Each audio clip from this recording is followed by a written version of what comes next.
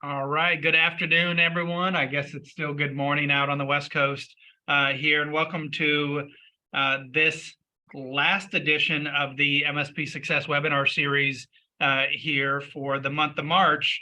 We've got a full crowd that we have on here, very popular topic that we've got, and really interesting with this as we're going into this, and Jim and I, and I'll introduce Jim here in a minute, but we were just talking about this of that there's a trend that's been happening over the last couple of years, and we've been seeing this quite a bit within the TMT community. Is that it's the land grab is long gone from MSP business, and so the top MSPs, one of the best strategies that they have right now is making sure that they are maximizing the MRR, maximizing the value per customer, but doing so smartly with high margin products. So not adding in, 5%, 10% little add-ons. That's great to be able to do it, but that takes forever to be able to build it up. But really looking at it, and there's a number on it that last year, and this is a good number, it was actually from Paul Sissel.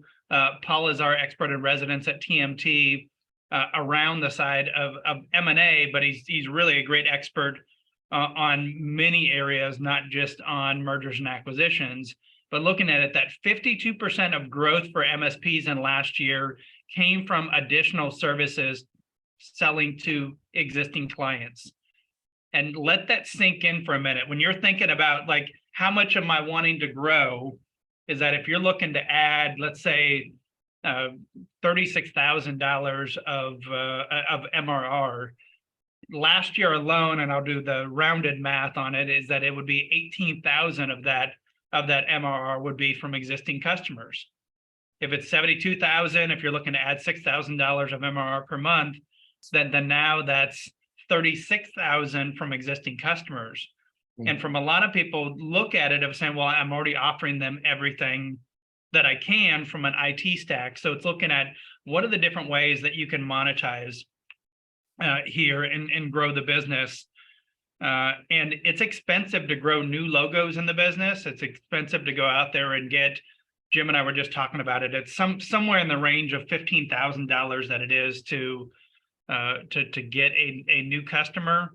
And so again, how are you maximizing current clients? And so that's where I want to introduce Jim DeBald here from White Label Communications, talking about, and Jim's got a really cool service with this, is as we talked about in the headline for it, is that it's a high margin, boring, low maintenance service. Sorry, Jim.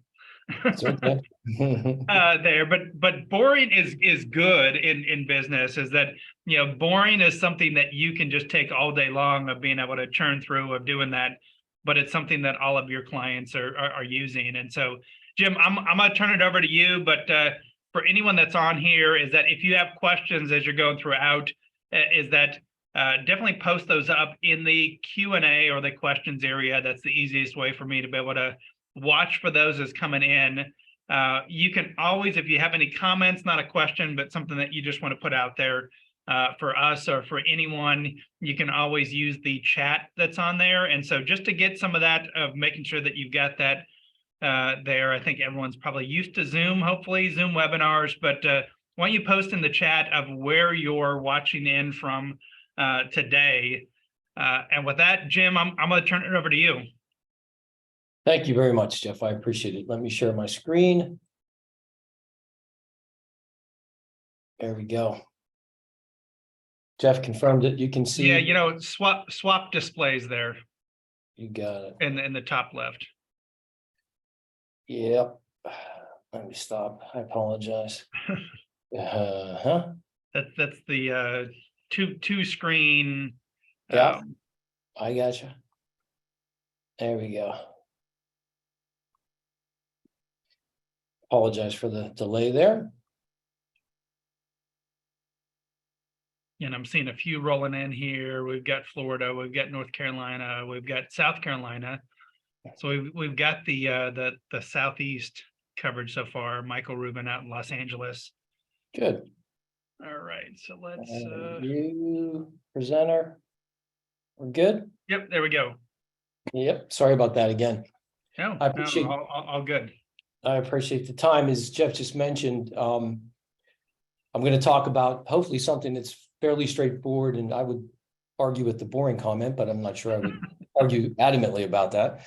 But thanks for having me here, join the group, and I appreciate everybody taking time out of their busy schedule. I know everybody's working hard in their business, sometimes not so much on their business. So I appreciate the hour you've allocated. Hopefully we'll make good use of it. I personally got involved with Robin Robbins actually back in 2014. I attended my first Robin Robbins event. White Label has quite a few Robin Robbins partners, including Will Nobles, who some of you probably know. Will participated in a webinar I did for Robin's customers back in fall 2022, went really, really well. So for that reason, we wanted to do another one, and I appreciate again the offer. I'll mention up front, in case some of you can't stay to the end, we are going to be at boot camp. So we're going to be in the new vendor section, booth 39. If for some reason I've sparked further curiosity and you want to talk further, I'll be there with my vice president of sales, and we'd be happy to talk to you. Obviously, one of the reasons we're there is to meet people, of course. So today we're going to talk about how UCaaS, if you think of it as just voice, it's fine. Voice services complement your service stack and add monthly recurring revenue and profitability to your business. So quick agenda, I'm going to define UCaaS, talk about the options for offering UCaaS, give you some tangible examples of how UCaaS is complementary to your service stack, tie that to best practices for providing and positioning UCaaS. And then we're going to do a quick revenue review of review of revenue opportunities, and a quick cost-effective way to add UCaaS to your service stack. We have an offer for the Robin Robbins folks that are on the call that I think you'll find attractive. UCaaS, so let's define it. It's been an evolution. Initially, calls were made over the internet. They were called VoIP, and then you had hosted PBX because the PBX moved into the cloud. And the latest version is fancy name acronym called UCaaS. The primary difference between the three, VoIP, hosted, and UCaaS, is the level of capabilities. And if you want, you can get more sophisticated, but you don't have to. At the end of the day, it can just be a voice service if that's what your customer needs. And depending on the size of your customers, you're going to find that to be the case for most customers. But you do have the ability to provide voice, messaging, video. I use our video product all the time. Faxing, mobile application, desktop application, which again, I use all the time. Integration with CRM tools using our APIs and webhooks, and all on a single platform, as well as, by the way, file sharing. So you can go up the food chain or down the food chain or stay in the middle of the food chain, depending on your preference or your customer's needs. These capabilities make UCaaS an ideal solution for remote workers and businesses that require more than just a basic phone. But again, you can just use a basic phone. That's not a difficult thing. The webinar I mentioned earlier that Will Nobles and I did in fall 2020, we covered these three business options for MSPs to offer UCaaS to their customers. Not going to go into a long discussion. I just wanted to touch on them. The first is the agent referral model. The second is private labeling. We like to call it white labeling because we're white label communications. And then the third is building your own platform. Will and I discussed the advantages and disadvantages of these business models back in the fall. And then I created a white paper of how to build UCaaS into your service offering that you can email me and get if you'd like. So I briefly went, in the first slide, I went past my email pretty quickly, and I'll have it again at the end of the slide, but it's jdebald, DEBALD at whitelabelcom.com with 2 M's. But if you want to get a copy of the white paper, just email me. You can go to our website. I'm sure you can find it there as well. The primary reason I'm revisiting these three business models is I want to establish a baseline understanding of what we're going to cover, which is to focus on how private labeling UCaaS drives revenue through your service stack. If you're an agent and you built your own platform, much of the content today will apply. However, I'm focusing on how UCaaS drives revenue through your service stack in the context of private labeling the service to your customers, because I'm going to be showing you a bunch of tools that you're going to have access to as a private label partner that I think you'll find interesting and exciting. And you wouldn't have access to those tools if you were just an agent, and you probably wouldn't have it if you built your own platform. It's taken us 13 years, or in our 13th year, to build all these tools out for our partners. We only sell through the channel. All of our partners are white labeling or private labeling. So everything we built is for the partner community. I'll spare you along with the definition of what labeling is, but I'll just take briefly a quick definition I'll provide. White label's version of private labeling means the MSP is in complete control of your UCaaS business. It includes all the tools required to sell, deliver, manage, troubleshoot, invoice, and support your customers. All the stuff you're doing now with the rest of your service stack, you can do with UCaaS. We're Oz behind the curtain. You do all the IMAC-D implementations, moves, adds, changes, deletes, or you delegate some of that authority to your customers. If you'd like to do that, you're free to do that within our business model. I'll explain how that works in a second. But again, we're Oz behind the curtain. Your customers don't interact with white label unless you asked us to interact. And then we always typically do so under the guise of our partners, employees. We're never presenting ourselves as white label to your customers. That way we preserve the nature of our channel relationship with the partners, which is most important to us. Brings me to our first survey question, by the way. We wanted to ask a survey question early, make it easy and get it out of the way. So I'd like to get a sense of the audience, and we want to know if or how you're currently offering UCaaS. And you can see Jeff just popped the questionnaire, I think, up on the screen. And we'll give you a minute to just make one of those 4 selections, either an agent, private labeling, have your own platform, or maybe you're not selling UCaaS at all. There's no right answer, obviously. Can't fail this test. Unless you know. So I'm looking at Jim.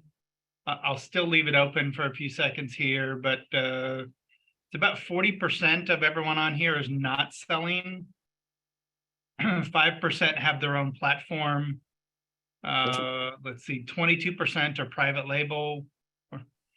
33% are agent model. Agent. Well, that's a good distribution. That's a great distribution.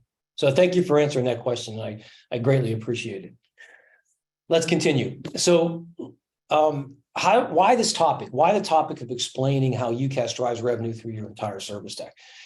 The reason is, and I may come across as being a little opinionated, but I've been providing or selling private label UCaaS solutions for 15 years. We didn't call it UCaaS 15 years ago.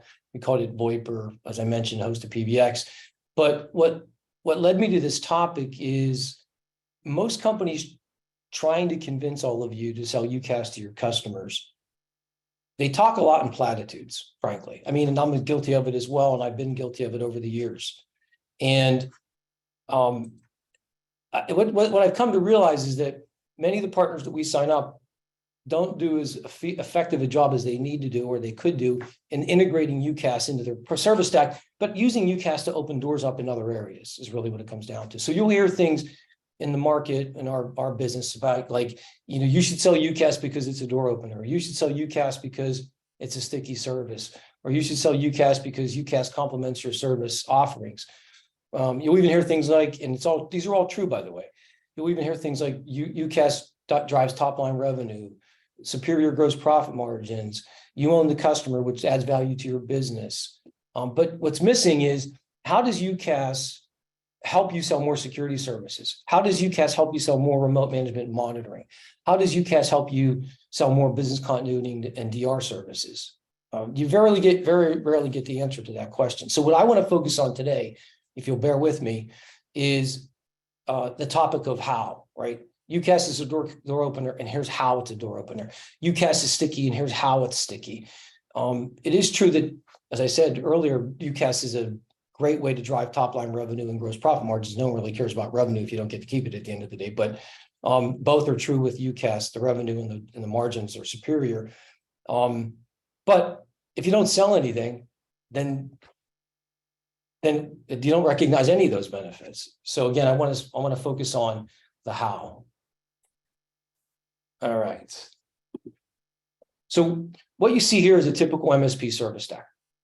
Each box, as you can probably surmise, represents different service offerings. I don't have a preconceived notion on what you should be offering to your customers or what should be in your service stack. I plagiarized this. I think I stole this from Will, actually, Will Nobles from Vector Choice. Just went through Will and I said, okay, explain to me what your service stack looks like. And this is what he provided to me, not the slide, but basically a summary.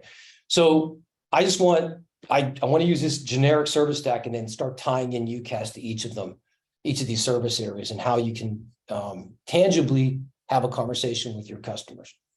Before I get to the tangible examples, I want to point out two industry trends. One is that I've heard from many of my managed service provider customers that they're no longer servicing locations, they're servicing employees and users. I don't know if that's revelational to anybody, but having many of my multiple of my managed service providers say that to me, I hadn't heard it until they started talking about it, and I didn't really think about it, frankly, embarrassed to say.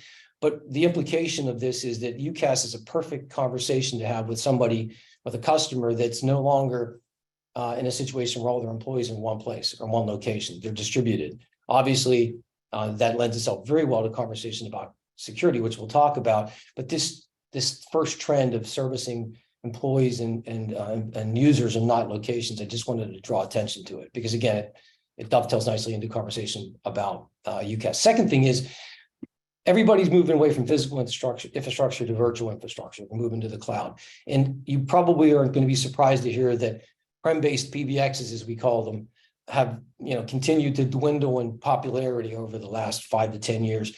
The big three PBX manufacturers, Cisco, Mitel, and Avaya, are all in different phases of their evolution around providing PBXs. But suffice it to say, I don't think I'm going out on a limb when I point out that a lot of customers who have moved their physical infrastructure for IT into the cloud are not keen on keeping their prem-based PBX environment in place either. So that, again, lends itself very nicely to a conversation that you should solicit with your customers about everything you have is now moving into the cloud for the most part. I know that's an exaggeration to some degree, but for the most part. So why do you still want to have equipment on site for your phone system? Let's move that into the cloud as well in the form of a UCaaS service. I promise I'm going to get to the tangibles, but I wanted to mention this as well.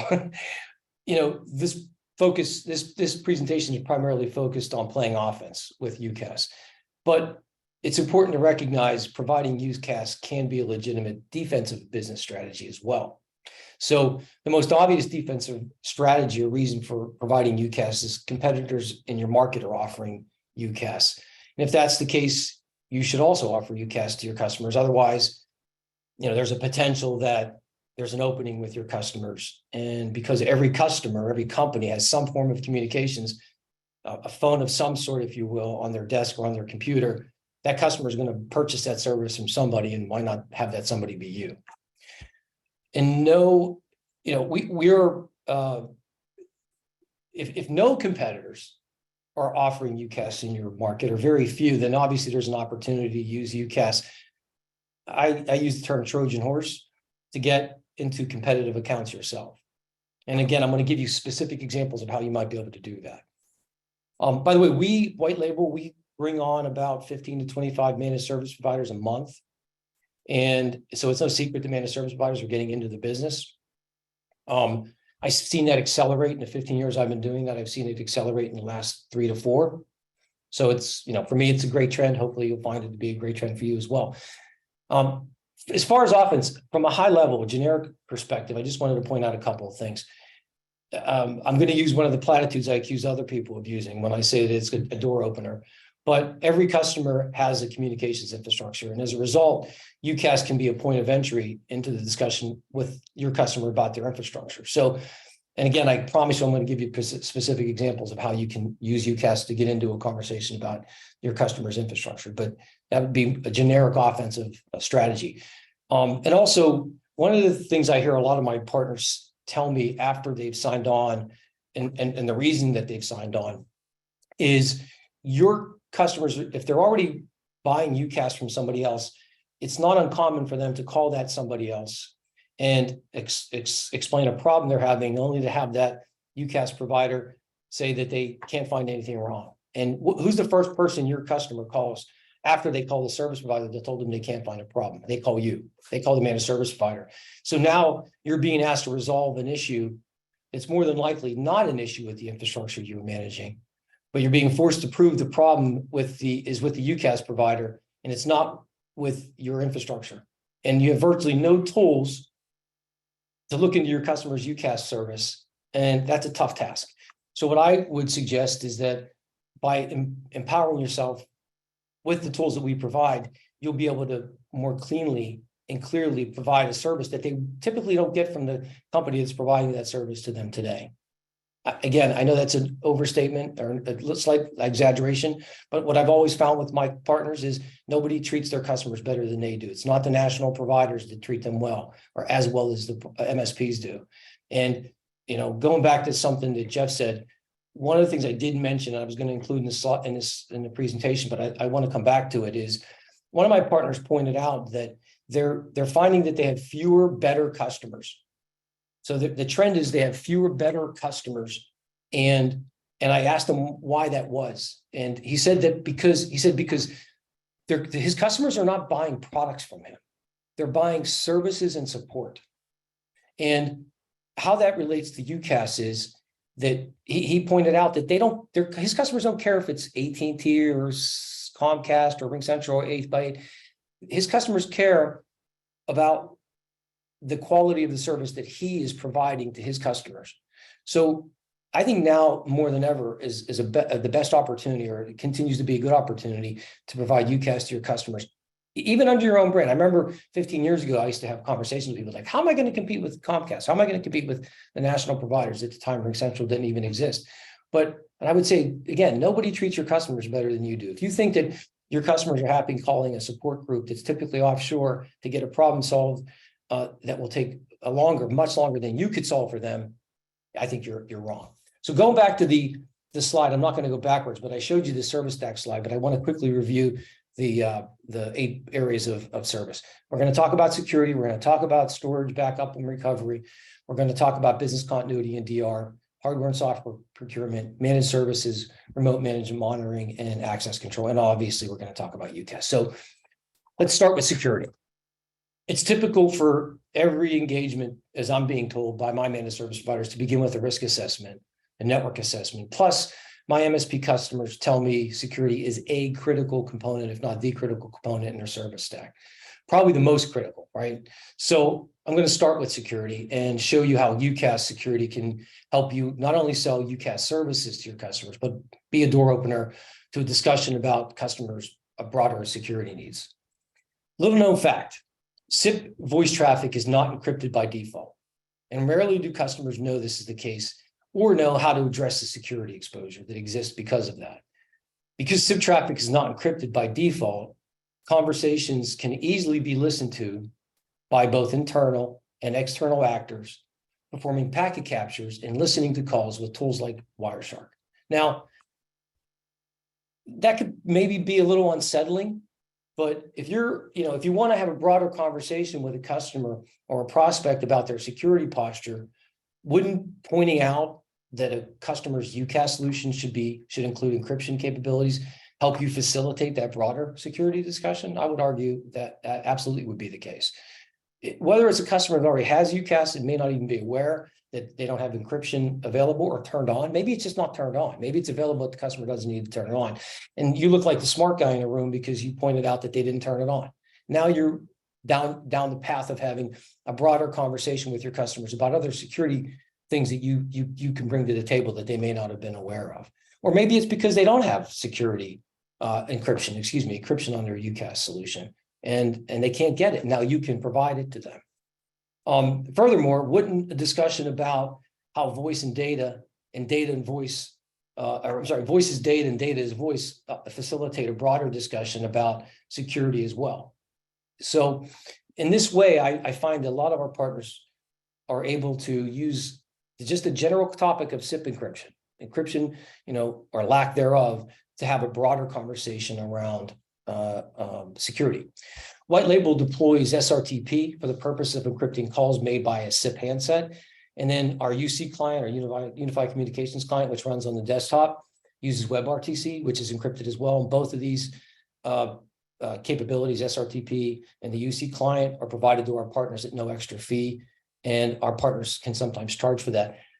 I'm going to show you a series of screenshots. I was debating as to whether or not I would show you our portal. And the problem with showing you our portal when we talk about security is it would be insecure. So I was forced to, take screenshots, and hopefully these screenshots won't make your eyes bleed. That's my goal. Not that if you saw the slide, it would be any easier to look at. But Here's a screenshot of how our MSP partners enable encryption for their customers in the partner portal that we provide. To clarify, this is a screenshot of a partner portal or a segment of a partner portal. What is a partner portal? Our private label partners are provided a completely private label portal, a single pane of glass from which they can turn on and off features. They can do all their IMAC-D. They can troubleshoot problems. They can report problems. They can, to white label, by the way, because we do level 2 support and higher. They can run reports. They can remotely monitor customer behavior. They can delegate user rights to the portal if they choose to do so, and a lot more. We could do a whole webinar just on how actually we do a training on the portal when we sign up partners. I could never cover all the capabilities in it. The partner portal has our partner's logo, not white labels, our partner's domain name, not white labels, and there's no reference whatsoever to white label communications. As I stated earlier, we are Oz behind the curtain. Again, the screenshot is showing you where our partners can enable encryption in a setting for a phone, but we also enable our partners to turn on encryption as a default setting for all SIP devices. And as I mentioned a second ago, our UC client, which is WebRTC based, has encryption built into it. Okay, so that's the first example of how UC can drive revenue. Hey, Jim, just real quick, because someone was asking this and I don't know what this means here, but is your SIP encryption FIPS 140-2? I don't know, but I will find out. Yeah. If you email to whoever, I know it says anonymous attendee, probably they just didn't put their name in with that. Is that if you just post it into the chat here, and I can connect it with Jim. Yeah, I'm happy to answer the question. Cool. Good question. Somebody smarter than me is going to have to answer it though, and they're not on the call. All right, so here I'm tying together security and hardware and software procurement, which I think most managed service providers provide to their customers. If you have a customer who might be reluctant to invest or upgrade their firewall or PoE switches, UCaaS is again another example or another reason why they should do so. Your customers should implement SIP-capable firewalls because SIP-capable firewalls provide several benefits when implementing UCaaS, a UCaaS solution, and I'll just briefly mention 2 of them, and there's many more that, again, somebody much more technical than I could rattle off. SIP-capable firewalls provide security by helping the MSP, you understand the structure and content of SIP traffic. Remember, SIP traffic is data traffic, and SIP-compatible firewalls provide more granular security policies and better protection against SIP-based security attacks. So that's one reason. The second reason is SIP-capable firewalls enhance network visibility by providing detailed information about SIP and VoIP traffic, including call details and usage statistics, which can be valuable for network planning and troubleshooting.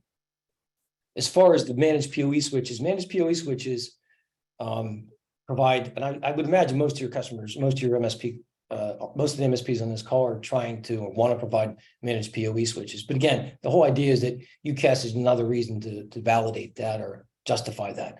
Managed PoE switches provide high levels of network security, control, management, and they're ideal for applications that require more control over the network, such as VLANs, QoS, port mirroring, and port security, all important capabilities built into or required for an effective UCaaS implementation.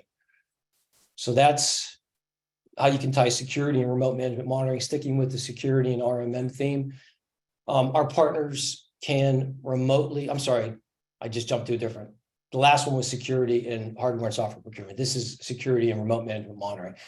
Our partners can remotely monitor the health of the SIP devices as well as manage and maintain their customers' UCaaS services. The key word is everything can be done remotely. So in this screenshot here, for example, your partner portal or partner portal we provide to you, you can see all the registration status or information for each one of your end users in the system. So if you have a customer that has their own PBX, we'll call it, just to keep it simple, but it's a UCaaS solution, you can see all the information about that customer's environment. You can see on the left-hand side here where this is a stack of capabilities that you as a service provider have access to, but we're specifically talking about the devices, which is this red arrow here. This red arrow is showing whether these devices are online.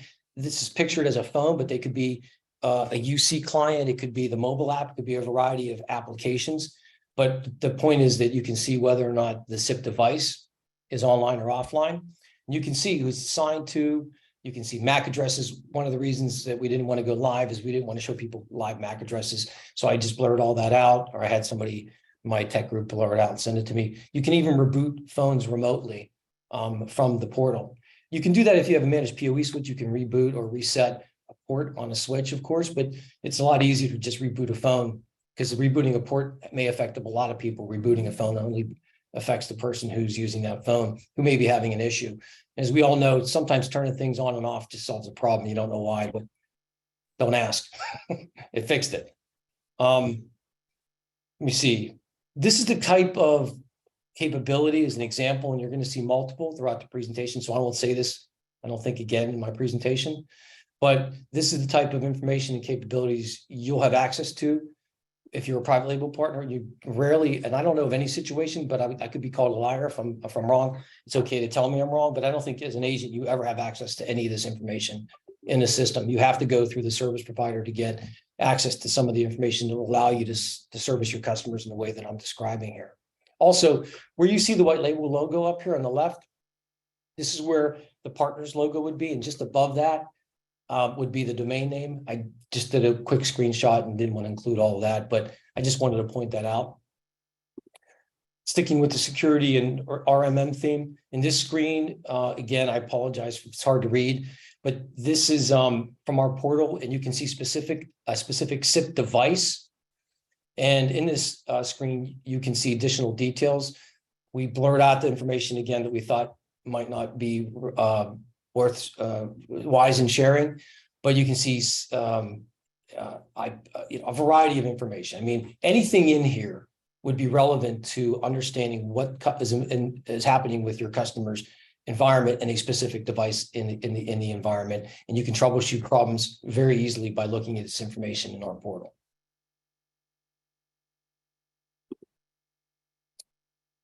What I'm showing here is how MSPs can see and monitor information about calls made by their customers.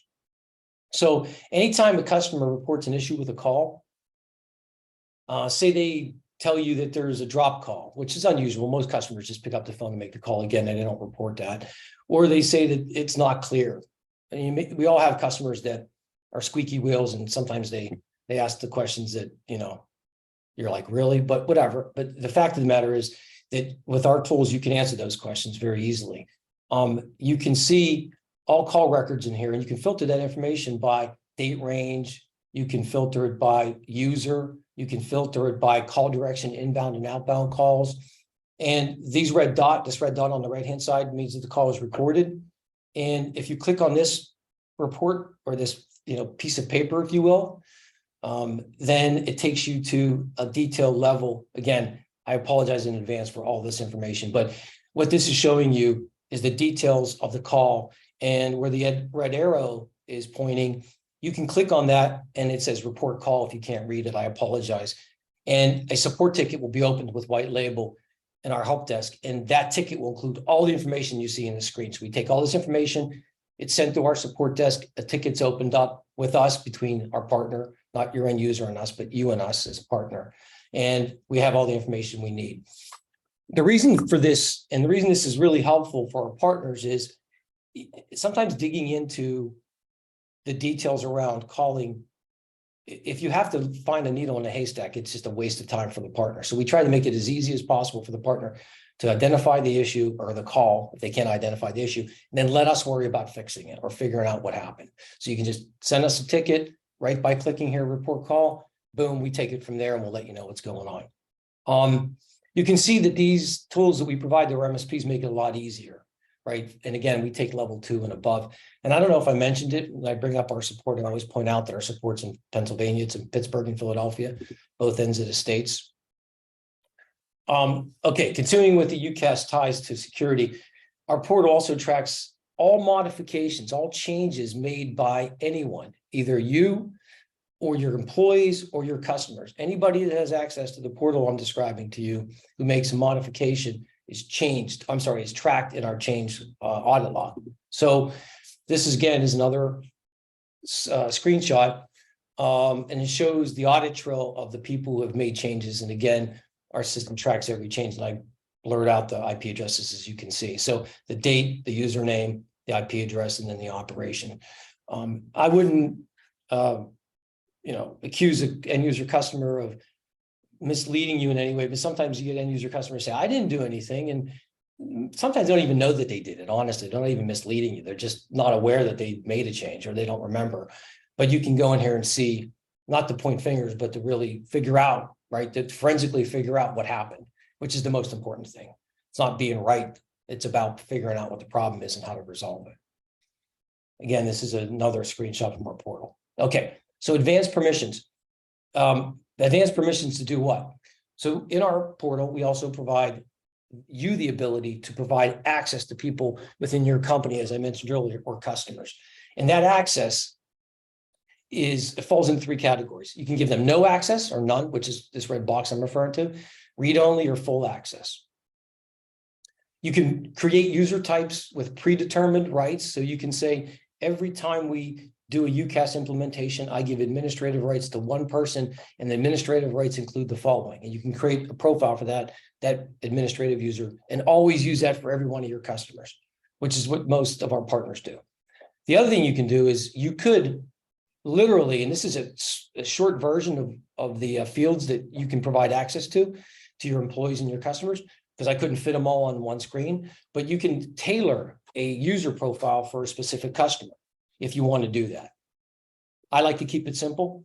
So I would suggest you create, the same user profile for all your customers, and user customer, just a regular guy like Jim DeBald using the phone, or an administrator within your customer's environment. Or maybe you're the administrator and you don't even want to give them access to any of this stuff, and you want to, keep it within the realm of your support for that customer. And that's fine. You can do that as well.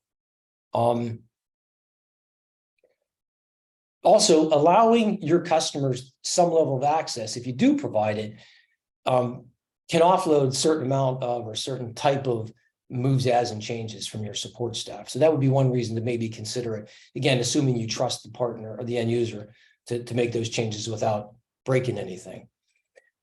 UCAS can be a target for calling fraud, just like prem-based PBXs have been and continue to be. Hackers would exploit, in the old days, customer PBXs and make outbound calls, normally overnight on weekends when the office was closed and the customer didn't even know what was happening until they got their first phone bill. I tell the people the story, it's not an exaggeration. When I worked for British Telecom early in my career, I had a customer have a phone bill delivered on a pallet. And normally it was in an envelope. And it happened because they had a security breach. And I can tell you that illicit calls can be very expensive. And the carriers don't just say to you, it's not your fault. Don't worry about it. We'll just waive the fees. This stuff happens. They want paid.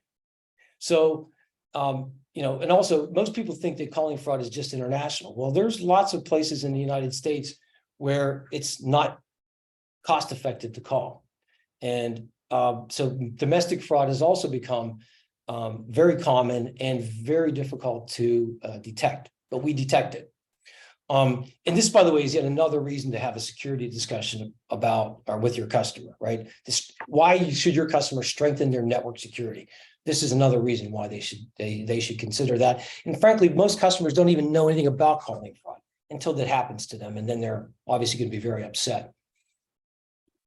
This is a screenshot of our partner portal. Again, I keep saying the same thing over and over again, and I apologize, but you can limit or restrict calling behaviors that will enable or lead to calling fraud. And that's what I'm showing here. So for example, partners can set limitations on the number of international calls before a notification is sent, or international calls are turned off. You can set it so that it turns them off automatically, or there's notification sent.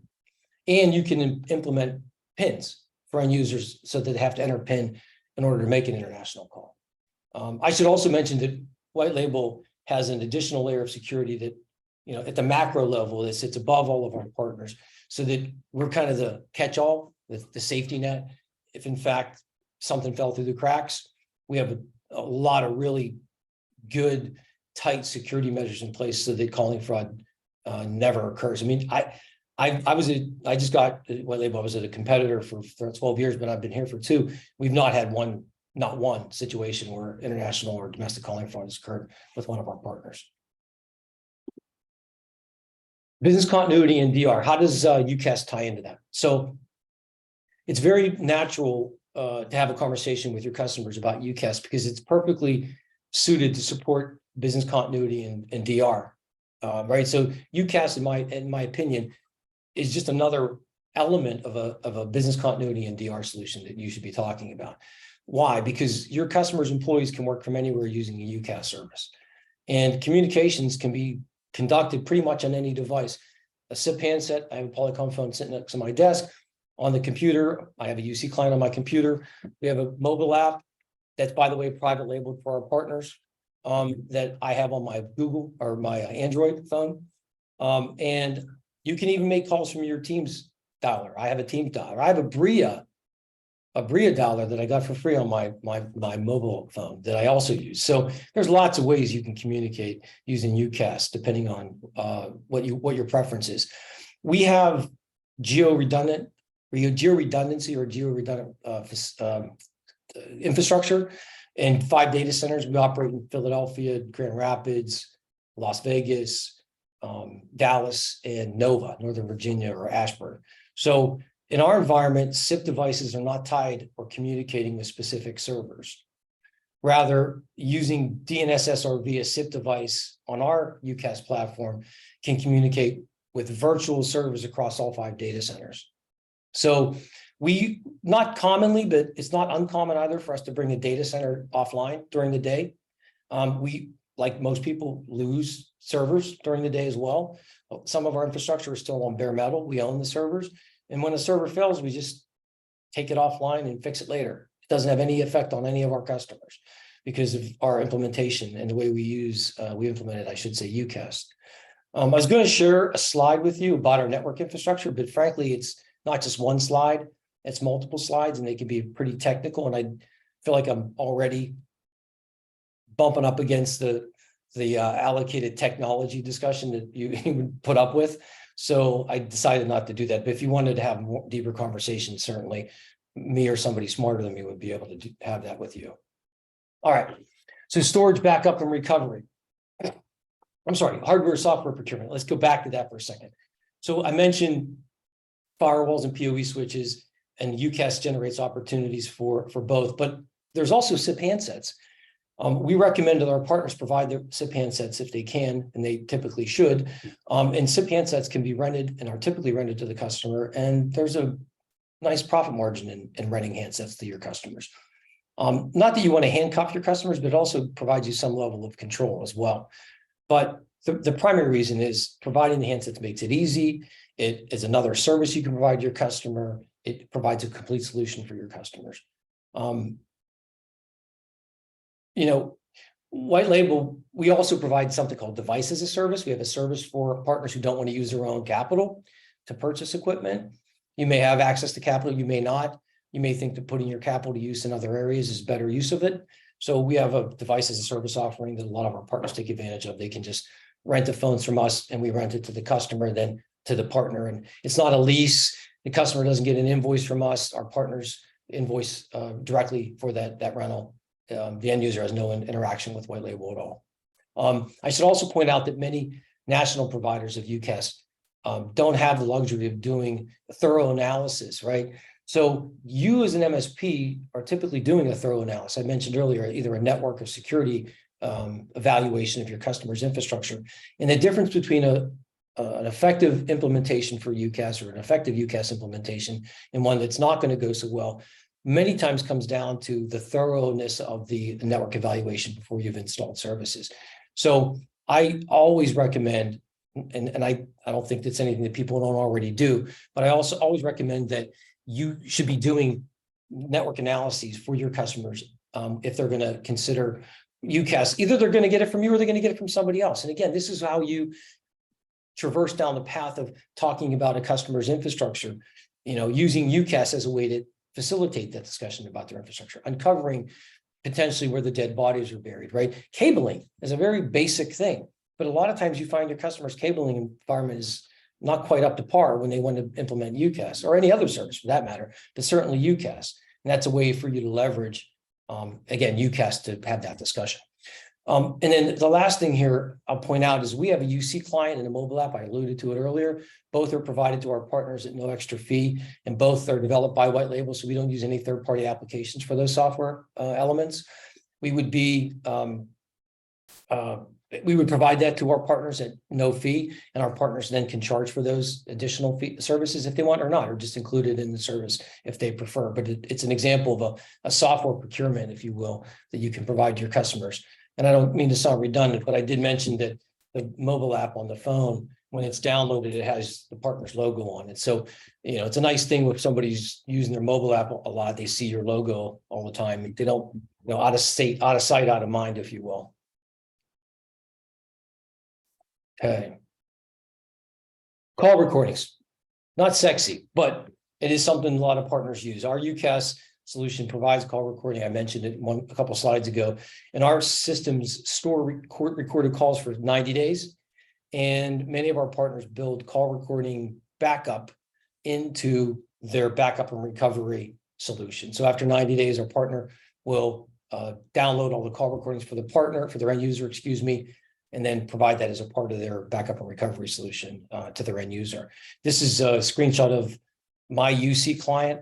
I use call recordings a lot.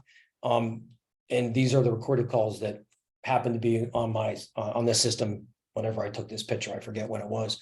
But this is a screenshot of the UC client that I use all the time. And it includes call recordings. And I can listen to these call recordings right on my desktop. I can download them individually. I can email them to people. I can do a lot of different things. But my point was only that you can build backup and recovery services include call recording in your backup recovery services. Access control. What does UCaaS have to do with access control? Many end users have a requirement to install call boxes or door strike and magnetic lock systems, right? The systems that they have on access doors where you push a button, you say, can I help you? Or the person says, can I help you? And then they buzz you in. Although it's not sexy, these two types of capabilities do fall under the category of access control. If a customer has it or needs these two capabilities, that also provides or creates another opportunity for you to have a discussion with your customer about their broader access control needs. Sometimes the simple stuff is what opens up a conversation for the more detailed, elaborate stuff. And that's what you find with these two capabilities. These capabilities have been around forever, right? I mean, you go to New York City, Chicago, a lot of the big cities, and maybe not even some big cities anymore because of some of the craziness in our world, but people also want to have, call boxes and door striker systems. So being able to integrate that with your UCaaS solution, again, makes your access control services and that part of your service stack more complete. Okay, managed services. I guess I took the cop out here, and everything we talked about, I would say falls under the category or the heading of managed services. Why? When you private label UCaaS with our service, with white labels services, it's just another application you're managing for your customers. Managed services include services coupled with network operations that remotely monitor, manage, and maintain systems and infrastructure for your customers. And you can do all of these things when you private label the service through the portal that I keep alluding to, and I'm showing you screenshots of. All right, we got 17 minutes. And I want to leave some time for questions if there are any beyond the FIPS question. So these are additional ways to integrate UCaaS into your service stack. There's 3 of them that I'm pointing out here. The first is, I find a lot of our partners are pre-programming into the phones, into the UCaaS application, their help desk, their support line, right? So if I look down at my phone, which I am now, and I see a preset quick speed dial that says IT support, and I push that, and that goes right to your support line, it's not a bad thing. You can also program those speed dials so that it'll navigate the auto attendant if you don't have a direct inward dial for your supports. Some people have 800 numbers, some people just have an extension, right? So you get the auto attendant and hit 1 for support, blah, blah, blah. But the speed dial can navigate around all of that. So pre-programming your support into every one of your customers' phones, it's not complicated. It's easy to do, and it makes perfect sense. The second is, this is a little more complicated. It requires the MSP to have a little more knowledge around APIs and webhooks. But if you have that capability, we provide a webhooks, I should say, and APIs, and you can integrate with your customers' applications, CRM applications. And that's a very nice way to tightly integrate yourself with your customers by using UCaaS. And then the last thing, again, it may seem like a little minor thing, but every, SIP handset, or most SIP handsets, I shouldn't say every, but many SIP handsets have small screen on them. Mine has a screen about that big, and you can put a phone logo, they call it, into the phone. And what my partners would do is they put their company logo in the phone. So when my phone's in a restful state and I look down, I happen to see white label, but if your customers look down, they should be able to see your logo as well. So it's just, easy, simple things like that keep you, again, at the forefront of your customers' mind when they need something, when they need to call you. I mean, you could even put the logo in there, have it created with an 800 number if they forget that they have a speed dial on their phone, or your website on there. So it's a really nice, easy, simple thing to do.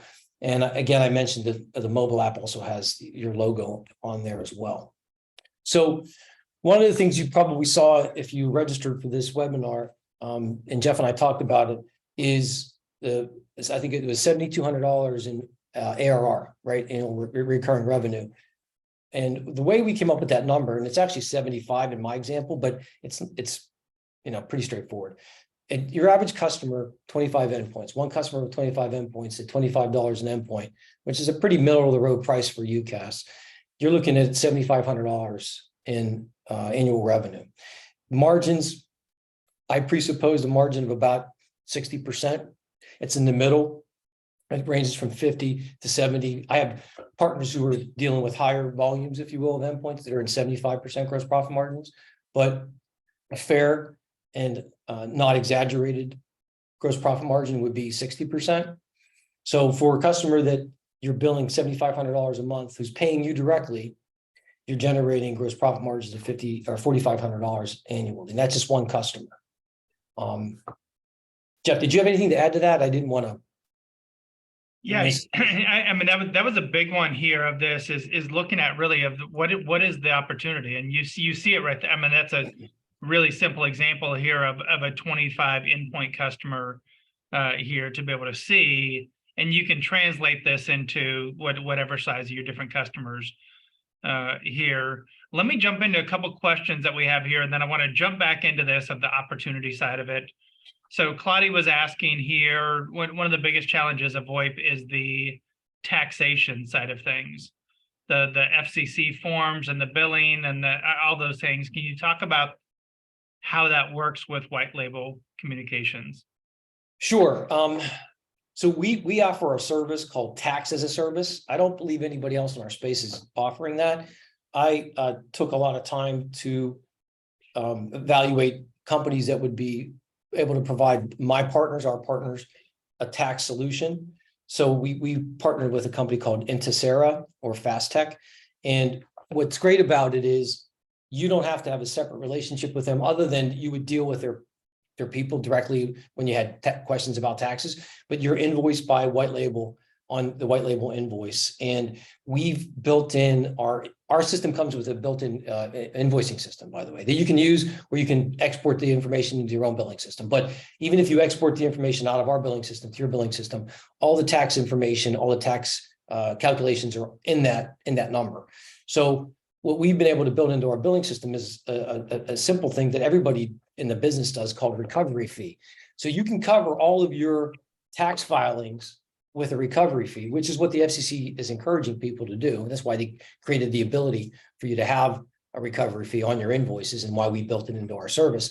So I guess the short answer is yes, we have a service called Tax as a Service, TAS we call it. If you go to our website, you'll see it's prominent, it's listed right there. And that's a way for our partners not to have to deal with, the FCC's, whimsical nature, if you will. Yeah. Okay.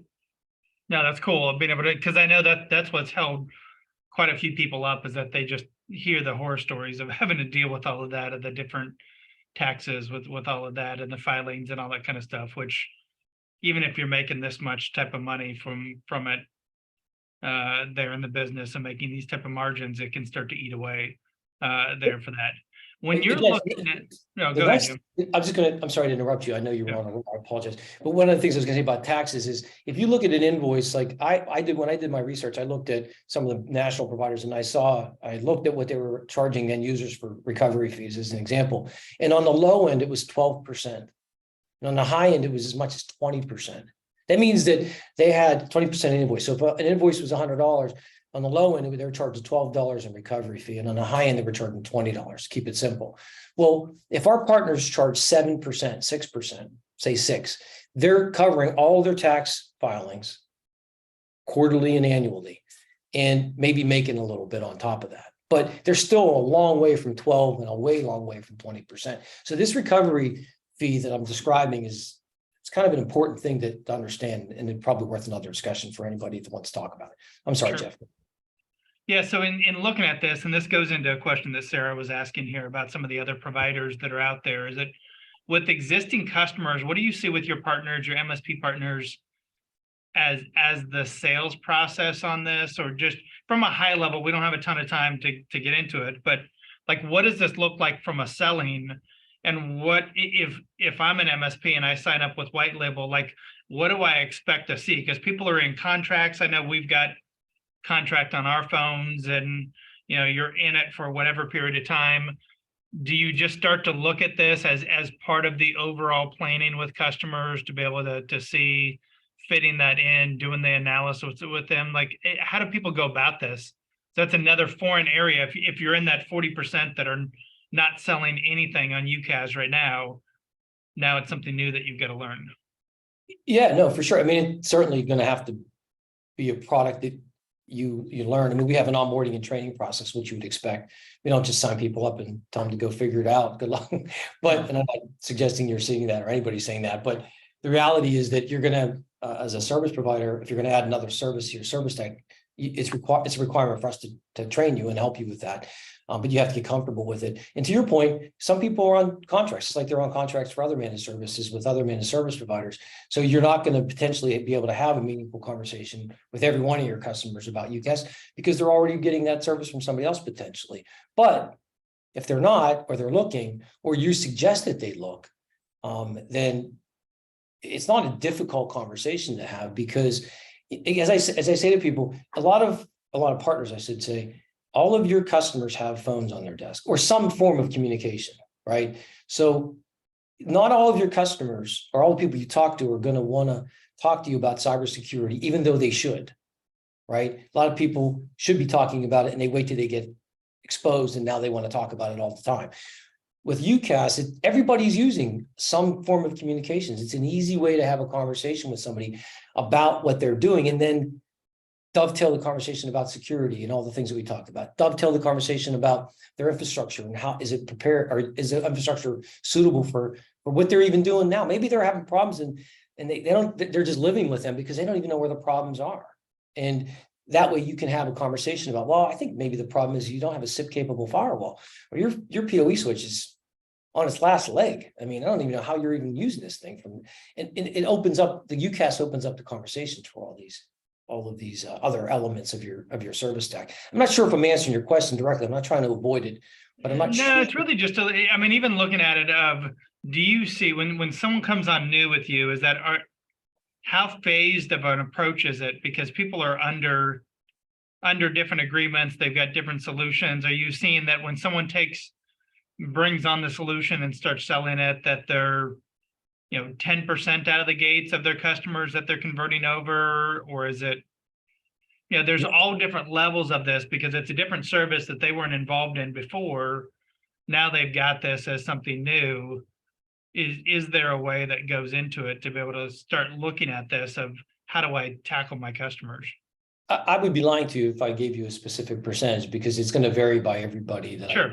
Yep. So, and I know you're not asking me for that, but I wouldn't say, yeah, you're going to convert 50% of your customers. It's just, that's not true. The reality is it is going to be a phased approach. You're going to, educate yourself and whoever works for you as an MSP about what UCaaS does and how it works. And then you're going to go forth and have those conversations with customers. And you're going to talk to a customer that says, I'm under a 5-year contract with this service provider and I'm in year 2. And you're going to make a note to not talk to that customer. Well, you're going to call them every year just to see what's going on, but their contract's up in 3 years. So you're not going to talk about that. They're off the list. Go to the next one. Go to next. But what you're doing is you're getting exposure, greater exposure to a bigger part of their infrastructure that you hadn't even been thinking about before.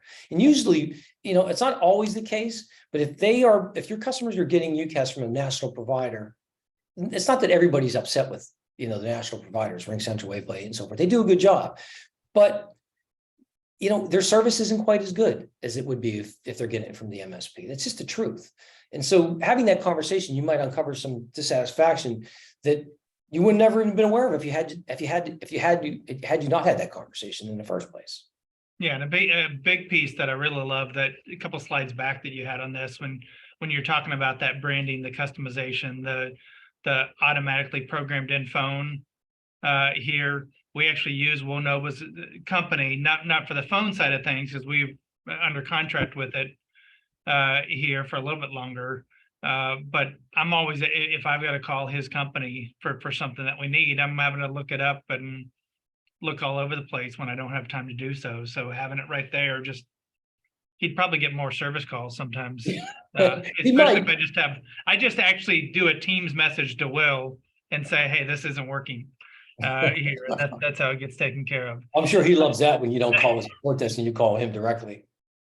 It's a special relationship with Will. One last question that I know we've got to wrap it up here. We're just a minute past here, but I want to have you, Jim, if you can go to the slide that has your email address on there. So if someone's got to jump off here. So reminder with it, I know it was on the slide right before. Jim and the team are going to be at boot camp. Here in the new vendor section. One of the most popular places at boot camp here is the new vendor area. There it will be labeled that way there, because everyone wants to see like who's new, who are the new companies that I haven't seen before. You've got Jim's email address right there. And Jim, you had a special offer for anyone. Sorry for jumping around, but anybody who participates in the webinar today, which I again appreciate everybody's attendance. We're going to waive, we have minor monthly subscription fees. They're not very, it's like the equivalent of a broadband connection every month, but we're going to waive those for 6 months. And I can explain that. It warrants a bigger conversation about how we charge. Yeah. So if you just click back over to where it's got your email address, so if anyone didn't catch that there, with it. And then the last question that we'll just have on here, and I know I looked it up on your site and you do have this, but talk about a lot of everyone's customers are using Microsoft Teams. And I saw on your website that there is a Teams integration. I know Mark was asking about this as well. Yes. What does that, kind of the short version of it, what does that look like for that Teams integration with White Label? You can use the Teams dialer that's already built into the licensing and make calls to using our platform. So, one of the things that we provide to our partners is the ability to provide to their end users up to 5 devices in an extension. Now, it may sound a little odd, right? 5 devices. So one device is this. One device is my desktop. One device is my phone. Another device is my Teams dialer. Another device is this. And, so what Teams dialer, if that's all you use, then that's all you need. You don't need the 5, or the other 4, I should say. But we integrate with Teams so that they can, our partners can provide a UCaaS solution for maybe all of the organization or part of the organization or none of the organization. If they just want to use Teams, they can just do Teams integration, and you can integrate that right into the platform solution. And it includes unlimited calling. I mean, I'm trying to think of what you would get with that, but really, if you're using the Teams dialer, you're getting all unlimited calling using our service or the partner service, which is our service. Excellent. So Jim, this has been fantastic here of going through a deep dive.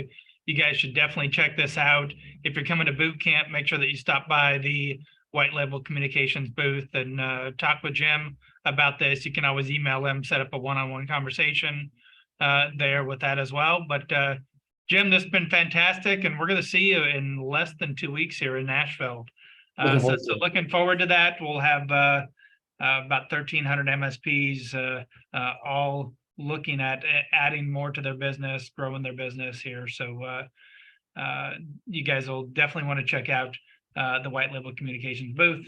So with that, I know Carlos is there more detail available on changes? Carlos, if you're still on, just shoot Jim a quick email and he can direct you to where to go with that. But with that, we're going to wrap up today's webinar, Jim. And we'll see hopefully most all of you, including Jim, here in Nashville in just a little under 2 weeks. Thanks, everyone. Take care. Bye-bye. Have a great day.